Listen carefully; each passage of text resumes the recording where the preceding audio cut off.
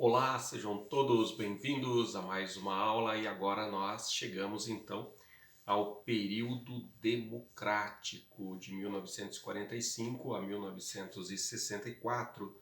Nós começamos uma nova história, um novo capítulo na história do Brasil. Algumas correntes historiográficas chamam esse período de República Liberal ou República Populista. Outras correntes também tendem a identificá-lo como tempo da experiência democrática. Democracia é um conceito clássico aristotélico que remete à definição de governo do povo ou governo dos cidadãos, né? O poder emanando ali do povo. Isto, no entanto, apesar de ter sido definido pela filosofia antiga, o termo continua a se desenvolver e a mudar de significado, ainda que em parte devedor da primeira definição. Uma genealogia breve do termo pode ser encontrada também no Dicionário de Política de Norberto Bobbio, Nicola Martucci e Gianfranco Pasquino, segundo o qual o conceito se modificou na teoria medieval, quando foi acrescentada a noção de soberania derivando do povo em direção a seu representante, né? Ou derivando do príncipe, ou uma perspectiva descendente. Já a teoria moderna, surgida em meio à constituição das grandes monarquias do século XVI, classificou a democracia como uma das formas da república, sendo a outra a aristocracia. Após a Revolução Francesa e ao longo da Revolução Francesa, ali em 1789. Ao longo do século XIX, o liberalismo passou a predominar no pensamento político europeu. Seus teóricos acabaram por aproximar o ideal democrático clássico, governo de todos os cidadãos, de uma concepção de política representativa. A democracia garantiria aos cidadãos não o direito de governar, mas o direito de eleger seus representantes. É possível perceber, portanto, que a definição de democracia, tal qual a conhecemos hoje, acabou por trazer em seu bojo aspectos como governo do cidadão, soberania popular, república e representação, além de consistir em um regime policrático oposto ao regime monocrático. No entanto, o processo histórico que foi do fim do século XIX até o fim da Segunda Guerra Mundial colocou em questão a eficiência da representatividade em face de dois novos modelos. De um lado, o governo bolchevique, institucionalizado por Stalin na União das Repúblicas Socialistas Soviéticas em 1929. De outros regimes autoritários que se diziam revolucionários e que prevaleceram na Europa capitalista até pelo menos o fim da Segunda Guerra Mundial. Os exemplos mais importantes deste último caso foram o fascismo italiano e o nazismo alemão. Derrotados os principais defensores desse autoritarismo em 1945, com o fim da Segunda Guerra, predominaram os dois regimes vencedores da guerra, o modelo de capitalismo norte-americano e o comunismo russo. Foi o início não de paz, mas de uma guerra, de princípios, de visões de mundo, além de uma guerra econômica, política e militar, a chamada Guerra Fria. Tempero que marcou o mundo e também o Brasil entre 45 e 64, mas a Guerra Fria foi muito além, né? A Guerra Fria até os anos 80 era muito forte ainda, né? A Guerra Fria entre principalmente os Estados Unidos e a Rússia, União Soviética. Em todas as partes do Ocidente, a discussão sobre o modelo econômico, político ideal se tornou uma das questões mais importantes e não seria diferente por aqui, onde se vivia uma ditadura. A participação do Brasil na Segunda Guerra Mundial, nesse sentido, acabou por colocar em questão a ditadura de Getúlio Vargas perante o discurso democrático dos países aliados. Os pracinhas brasileiros, convocados para lutarem no fronte italiano em 1944, conscientizaram-se de que uma ditadura como a do Estado Novo não poderia continuar em meio à nova ordem mundial, caso o Brasil almejasse participar dela junto às grandes potências que se formavam. Então o general Eurico Gaspar Dutra, ministro de guerra de Vargas, foi o primeiro a prevenir o ditador, assim que terminou sua visita de inspeção à Força Expedicionária Brasileira, FEB, em 1944. Mas não foram apenas os militares que questionaram o sistema. Outros setores sociais, universitários, intelectuais, políticos, jornalistas já o vinham fazendo desde pelo menos 1943. Este foi o caso do Manifesto dos Mineiros, de 1943, dos protestos dos estudantes da Faculdade de Direito do Largo de São Francisco, além de constantes greves e manifestações de rua. Somaram-se a isso a volta da FEB, né, a Força Expedicionária Brasileira, ao Brasil em 1944, uma entrevista polêmica de denúncia do Estado Novo realizada com o ministro José Américo de Almeida em 1945, e o protesto realizado no primeiro Congresso Brasileiro de Escritores do mesmo ano. O Estado Novo parecia degringolar à medida que a guerra se decidia na Europa e a voz democrática ganhava espaço na imprensa brasileira, aproveitando-se do abrandamento da censura. Alguns personagens merecem destaque nesse contexto no fim do Estado Novo. O que eles têm em comum? Sua posição de crítica a Vargas. O primeiro deles é o jornalista Carlos Lacerda. Nasceu em 1914 e faleceu em 1977. Este aí, ele sempre elegeu pessoas para atacar, né? Ex-membro do Partido Comunista do Brasil, que logo se converteu à ideologia liberal, foi o autor da entrevista com José Américo de Almeida para o Correio da Manhã em 22 de fevereiro de 1945. A entrevista foi considerada um desafio à censura estado-novista e Lacerda foi um dos principais personagens de todo o período político seguinte, né? Ele foi um grande inimigo de Getúlio, no tempo já também democrático. Depois ele foi um grande inimigo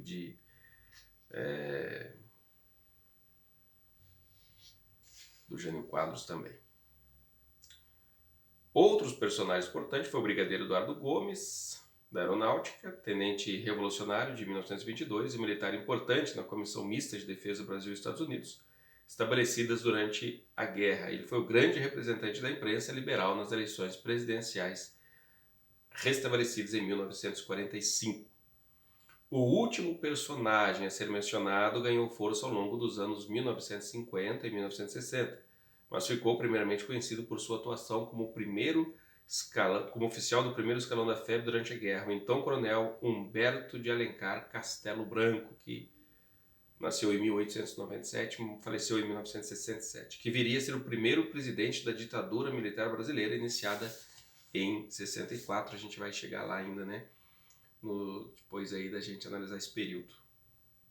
Ele foi ganhando espaço na cúpula do Exército ao longo do período democrático.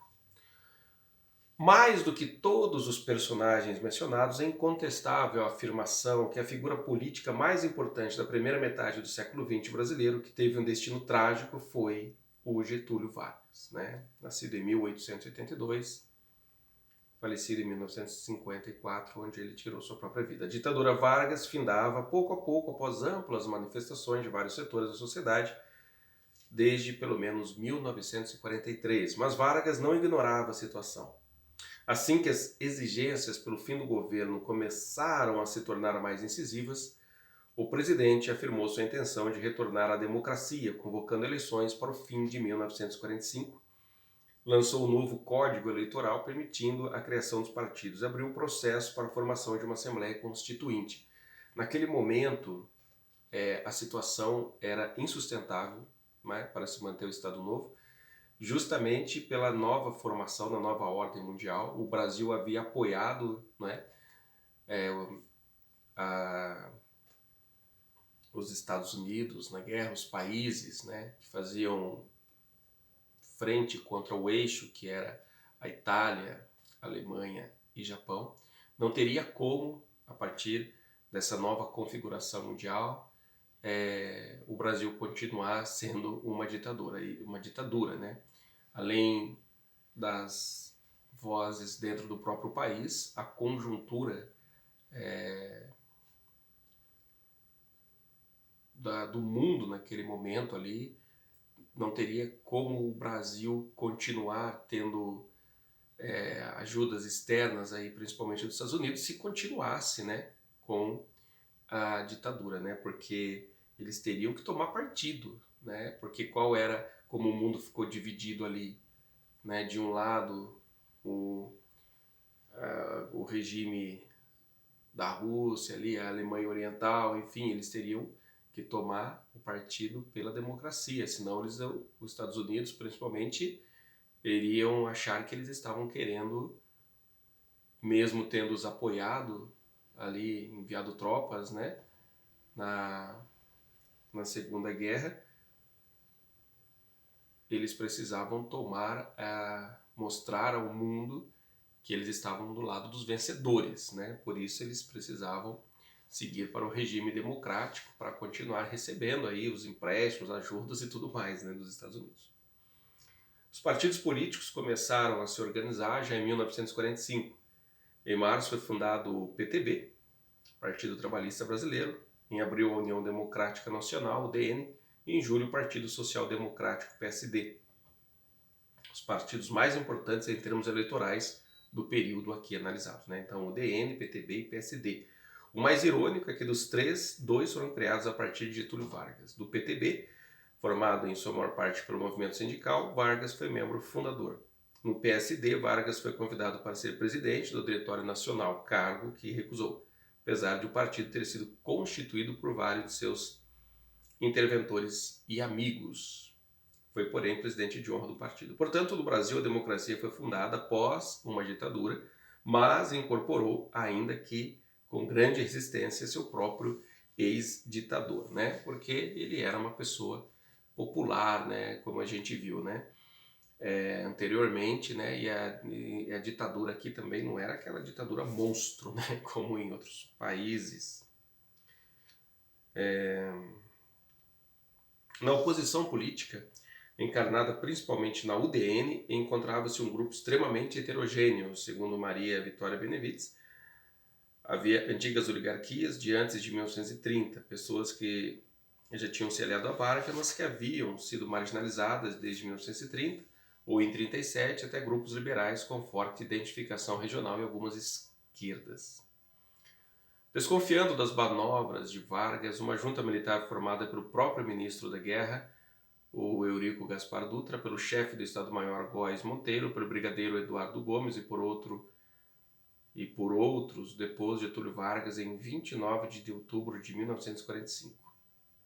Mas não sem enfrentar a resistência dos chamados queremitas, movimento popular, começado espontaneamente, aos poucos organizado politicamente, cujo mote principal era a continuação de Vargas na política nacional e que terá influência nos anos seguintes.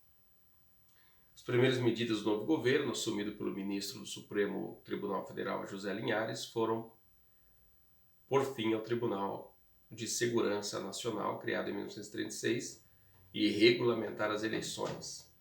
O ideal era mais amplo, fortemente marcado pela ideologia liberal, que predominava na imprensa da época e era devoradora dos princípios norte-americanos.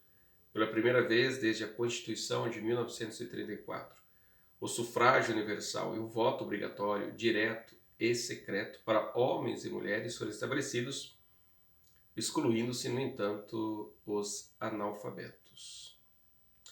Dos três candidatos à presidência para as eleições de 1945, dois eram militares e representavam grupos conservadores da sociedade. Esse dado é fundamental, pois revela duas características da experiência democrática brasileira. De um lado, as fissões existentes dentro das Forças Armadas. De outro, o vínculo ideológico que começa a se formar entre o militarismo, a democracia e o ideal de moralidade política. Eurico Gaspar Dutra, general do Exército, era o candidato pelo PSD. Tinha fama heróica, era católico fervoroso, orgulhoso da farda e praticamente não tinha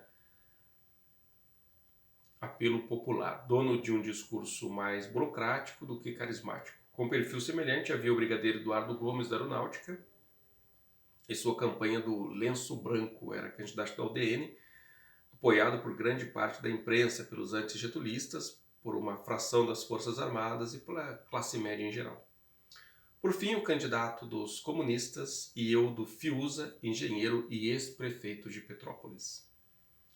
Para termos uma ideia da importância das primeiras eleições, sobre a vigência das novas regras eleitorais, devemos considerar alguns dados interessantes. De acordo com o último recenseamento geral brasileiro, realizado em 1940, a população era mais de 41 milhões de pessoas. Hoje, Somos mais de 210 milhões, na faixa de 210 milhões. Nas eleições presidenciais de 1945, votaram 6.160.254 eleitores, aproximadamente 15% da população, em uma conta simples, uma vez que não se dispõe dos dados da população acima de 18 anos alfabetizada. O mais importante é, contudo, fazer uma comparação com a Primeira República. A população era de cerca de 24 milhões em 1912. E apenas 581 mil pessoas tinham votado para presidente em 1914, em torno de 2% da população. Os números revelam a ampliação da democracia no Brasil quando comparado ao começo do século, ainda que não se considerem os analfabetos até aquele momento impedidos de votar, o que foi o parâmetro para a formação e a organização dos partidos ao longo de toda a chamada Quarta República. Esse período democrático, 1945 a 64, também chamado Quarta República. Era preciso conquistar o eleitorado. O resultado das eleições realizadas em 2 de dezembro foi o seguinte: Eurico Gaspar Dutra, PSD, PTB, com 55,3% dos votos, Eduardo Gomes, UDN, com 34,7% e o Fiuza, PCB, com 9,7%. Logicamente, a primeira série de derrotas eleitorais da UDN e a eleição de Dutra são dados importantes para a compreensão do período, mas na conjuntura imediata também foi de grande surpresa a porcentagem conseguida pelo PCB com Fiuza, mesmo após décadas na ilegalidade. Segundo Benevides, Dutra contou com o apoio de polos opostos. De um lado, setores da burguesia agrária conservadora e da nova burguesia industrial.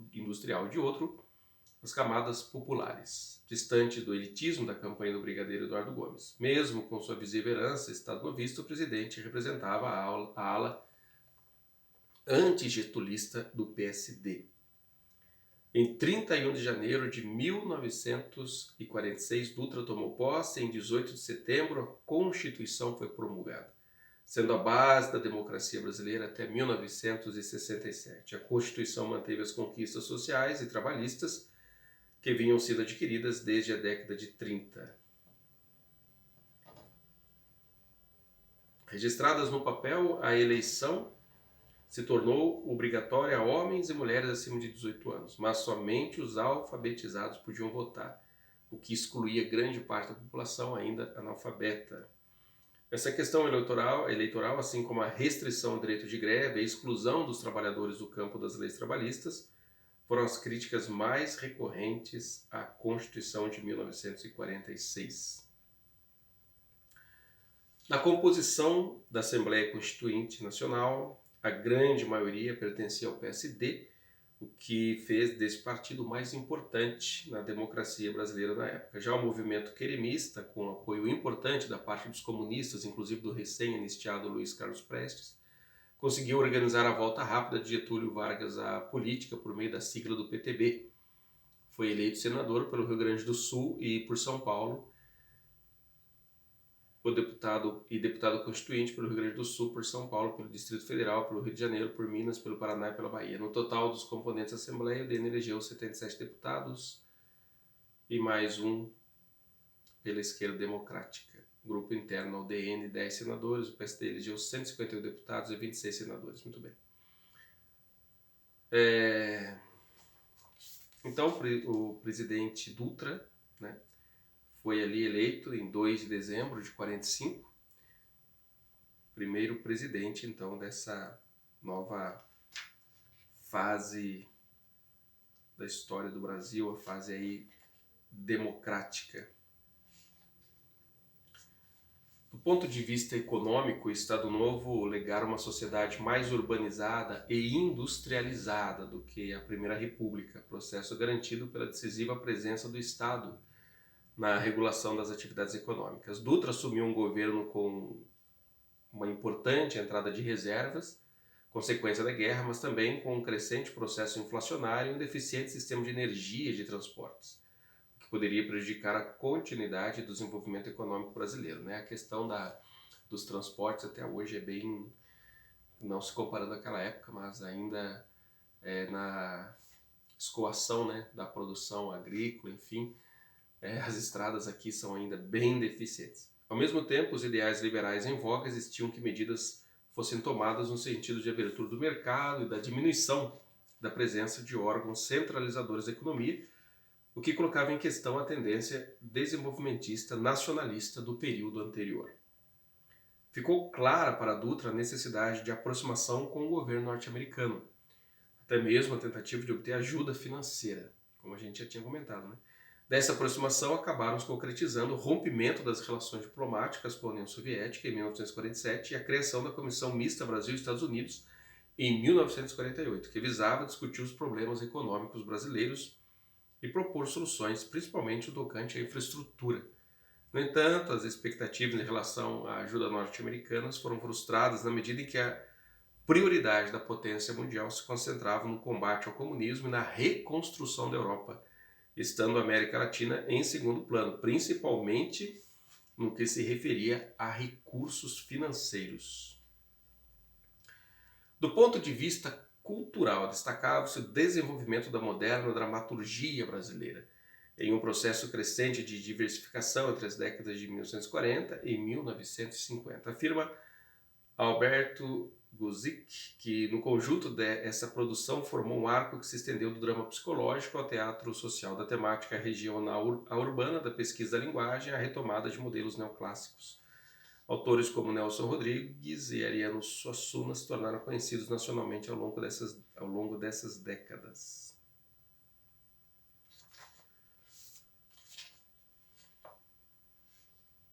A peça Vestido de Noiva, de Nelson Rodrigues, estreou em fins de 1943, ainda durante o Estado Novo, com a direção do ator e diretor polonês, aqui o nome dele realmente, Zbigniew Ziembinski, encenada pelo jovem grupo de amadores Os Comediantes. Em janeiro, a peça já era divulgada nos vários jornais do país e estreava no Teatro Municipal com o apoio do então ministro Gustavo Capanema. A montagem e a peça são consideradas pela crítica teatral como um dos mais importantes momentos da história do teatro brasileiro moderno. Na sequência dessa renovação do Teatro Nacional, destacamos a fundação do Teatro Brasileiro de Comédia, o TBC, em 1948, do qual fizeram parte Cacilda Becker, Maria Della Costa, Tônia Carreiro, Sérgio Cardoso, Paulo Altran e Jean Francisco Guarnieri, todos aqui, muitos deles muito famosos, né? De grande importância para a história do teatro brasileiro também foi a criação por Abadias do Nascimento do Teatro Experimental do Negro, ainda em 1944, que teve papel político e social importante até 1961, quando encerrou suas atividades. Então, o Dutra governou o Brasil entre 30 de janeiro de 46 e 30 de janeiro de 51.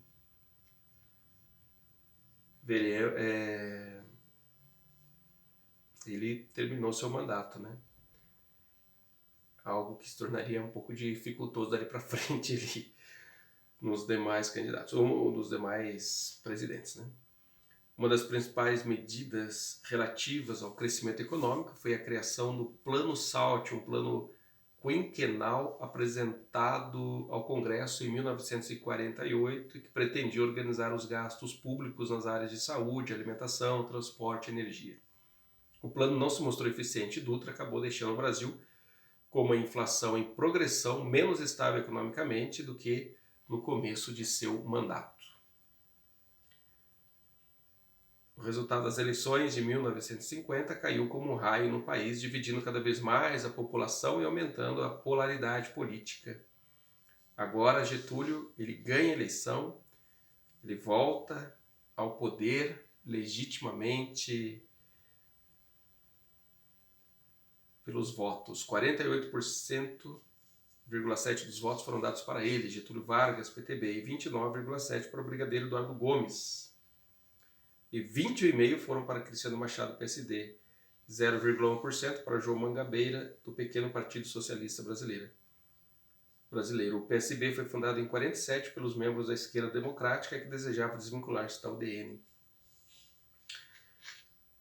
De todo modo, 1951 marcou a volta triunfal de Vargas ao poder supremo da República, dessa vez eleito democraticamente, o que indignou a imposição, a imprensa liberal e os setores conservadores da sociedade. E na nossa próxima aula, então, nós vamos ver o governo, né, Vargas legitimamente colocado ali no poder, eleito democraticamente. Em 1951 começa a sua volta, então, ao poder supremo da República, e nós vamos ver isso na próxima aula, tá ok?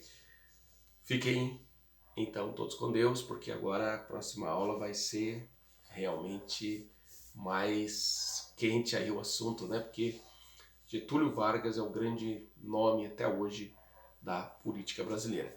E nós vamos ver como foi o seu governo, que inclusive findaria ali com uma tragédia, com ele tirando sua própria vida. Próxima aula então veremos isso, tá ok? Fiquem todos com Deus, até a próxima!